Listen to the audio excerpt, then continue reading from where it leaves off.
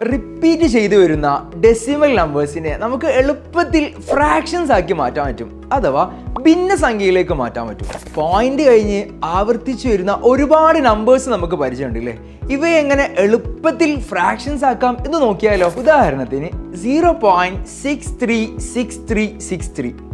ഇവിടെ 63 ഈ 2 ഡിജിറ്റ് ആണ് റിപ്പീറ്റ് ചെയ്ത് വരുന്നത്. അപ്പോൾ ഇതിനെ എങ്ങനെ ഫ്രാക്ഷനിലേക്ക് മാറ്റാം എന്ന് നമുക്ക് നോക്കിയാലോ. ഇവിടെ 2 ഡിജിറ്റ് അല്ലേ റിപ്പീറ്റ് ചെയ്ത് വരുന്നത്. സോ നമ്മൾ 9 കൊണ്ട് ഡിവൈഡ് ചെയ്യാം. അതായത് 63 ഡിവൈഡഡ് ബൈ 99. ഇനി 3 ഡിജിറ്റ് ആണ് റിപ്പീറ്റ് ചെയ്യുന്നതെങ്കിൽ 9 കൊണ്ട് ഡിവൈഡ് ചെയ്യാം.